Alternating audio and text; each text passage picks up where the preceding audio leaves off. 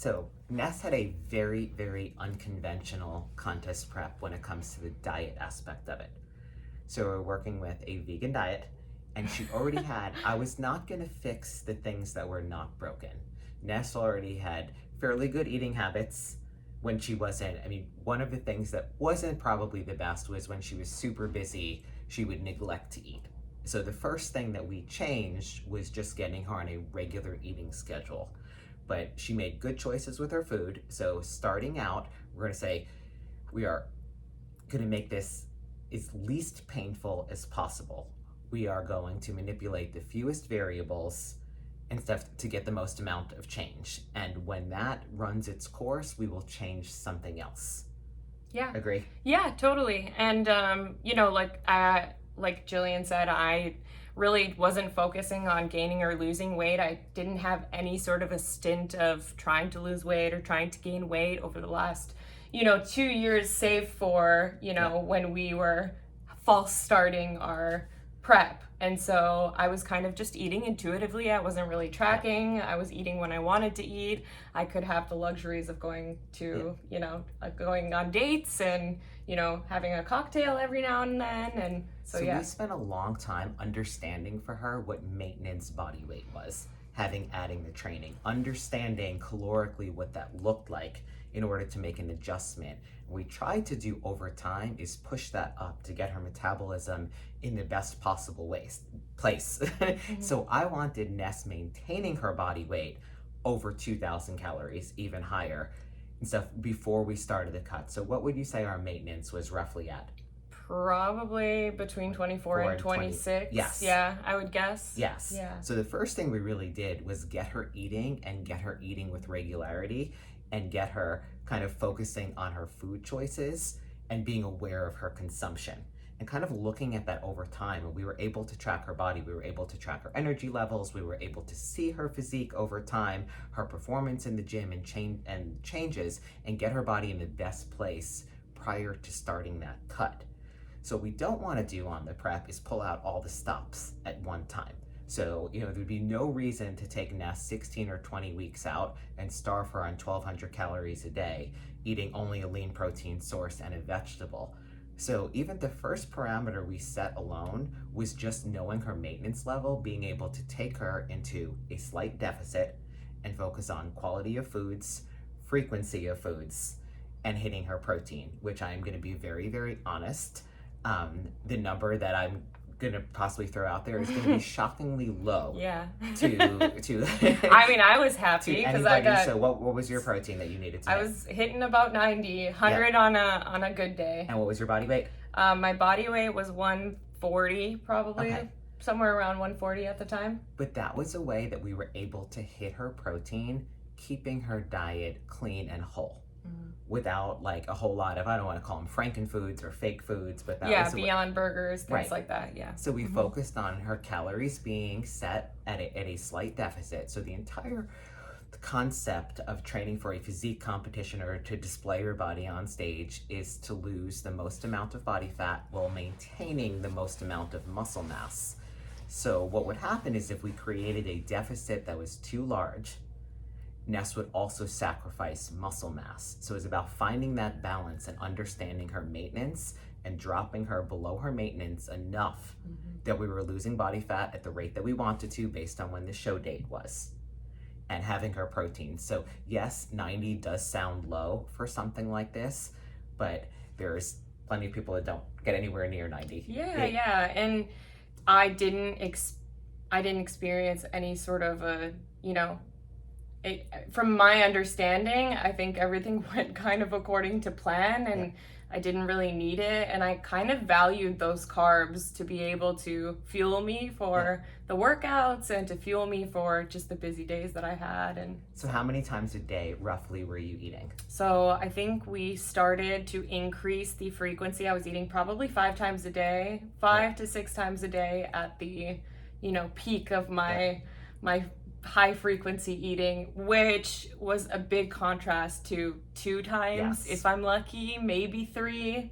It was kind of I'll eat when I have time, and then I'll kind of just gorge myself because You know, I didn't really have any sort of restrictions, and it was working for me, and I wasn't gaining weight. I was like getting punished So by for it. us, it really came down to frequency, spacing the meals out, not neglecting to eat, getting her fluid and water consumption up to a decent amount, Normal levels.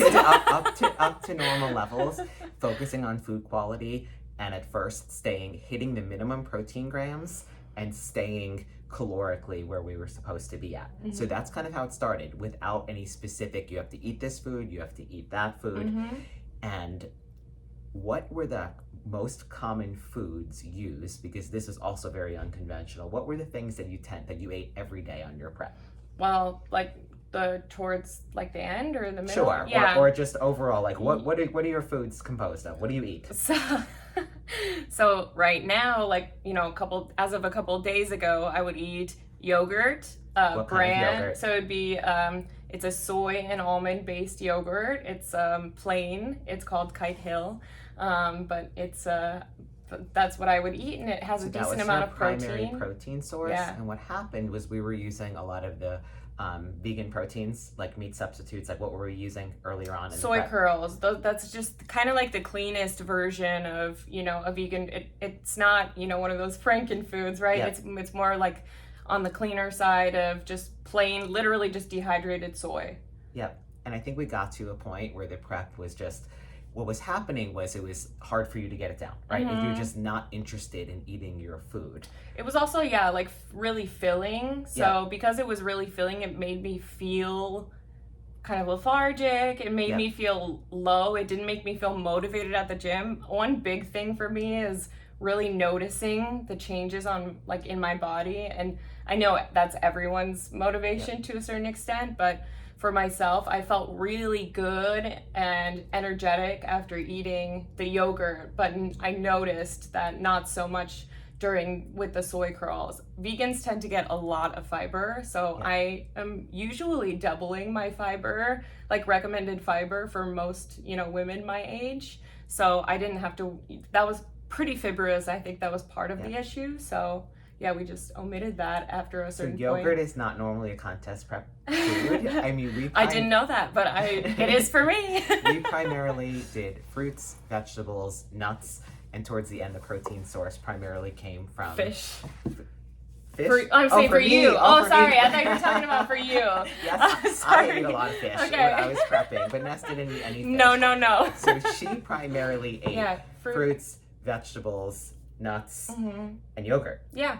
Yep. And like bran. Yep. And that's grains. Sort of, and again, a very, very unconventional, but what we were able to do was have the fewest amount of variables that we were able to manipulate. We were able to hit her protein grams, and we were able to hit her calories. And we found a protein source that worked for her. We had frequent communication. We were tracking what her body looked like, what her energy levels were, whether she was bloated or not. You know, so the soy curls were making her so full that she couldn't finish her food. So, I mean, I'm not going to say as a competitor, eat yogurt and fruit and nut parfaits and you're ready to get on stage. But this is the approach that worked for us. Yeah. And I'm curious, you know, in the future, whatever holds in the future, I would be curious to explore a little bit more. This is kind of the path of least resistance. Right. And now we can work on maybe optimizing, right? Yep. You And know? learning her body. And that's the thing, as a first time prep, you know, we're learning along the way. And now we know these things when we start again and go into a prep again. But even there was no real way of knowing how long the process was going to take to get on stage. So we set a goal date, and what we actually did was we started the cut earlier than we thought we needed to, largely because near the end of her prep coincided with midterms at school, which were extremely important. And I knew that going into midterms, Ness needed adequate calories to be able to function up here. So what we actually did was we had her ready in condition and fed her into the show. The last 3 to 4 weeks before the show, we actually added quite a bit of calories back to her diet. And I think the reason this was so effective and worked so well for us is we've really been studying her body now for over 2 years. Yeah. I'm going to say one interesting thing that we did. So again, Ness had mentioned a history of disordered eating. So in order to maintain a very healthy relationship with food, Oh, something we did throughout the entire prep and to prevent binging was we included 200 calories a day. 250. 250. Those 50 calories count. That she could eat anything she wants. This works for some people, not for others. For some people, it is black and white. There's my clean foods that I eat when I'm on a diet, and there are foods that I don't eat. So, and some people having a calorie limit, 250 calories, isn't even worth it to them. But Ness had 250 calories a day to play with, that she could eat any of the things that she wanted, rather than saying, I am going to restrict, I am not going to have a cupcake, and goes 2 months without a cupcake, and then calls me and says, I ate a box of cupcakes. So we allowed that. The other thing that I wanted to prevent as a first-time competitor was any kind of food sensitivity. So as a first-time competitor, we did very little. We didn't do sodium manipulation. We didn't do a fluid manipulation. We just dieted her to the level of body fat that was ideal for a bikini competitor. So I did not want to create with her any kind of sensitivity. When you restrict food groups for a long period of time, they hit you differently.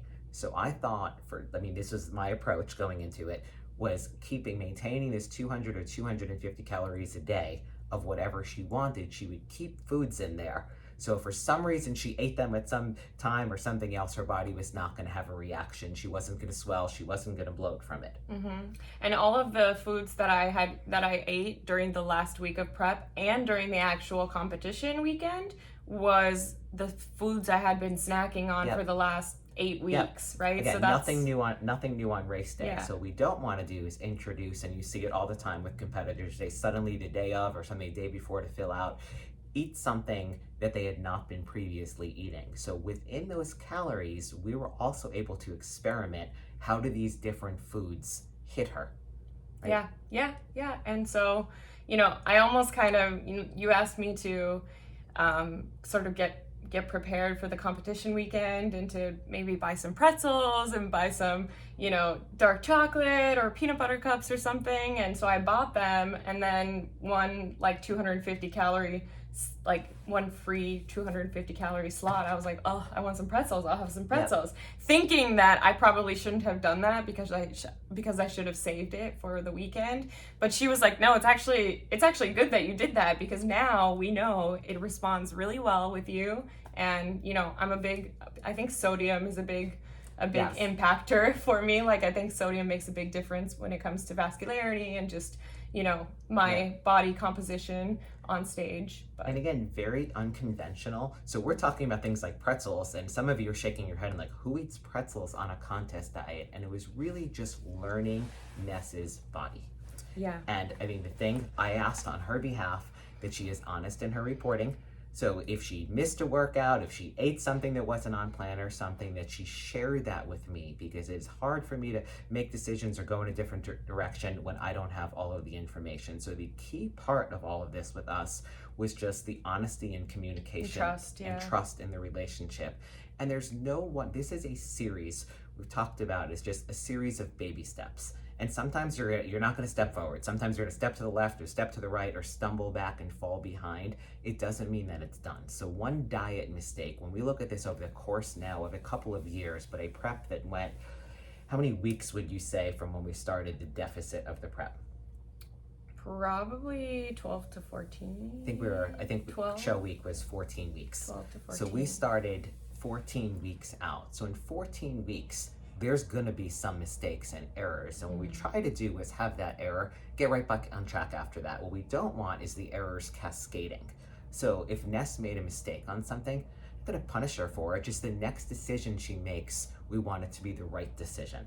Yeah, it was also very humbling for me because, the first gut reaction to myself making a mistake is hide it, don't tell anyone, make up for it. Do what you have to do to restrict for the next 4 or 5 days, and don't tell your coach, and everything will be fine. And I had some learning experiences myself here that you're doing yourself a disservice by not disclosing that to your coach, because that in and of itself is a reinforcement that this is a shameful thing, whereas it's not. It's humans have.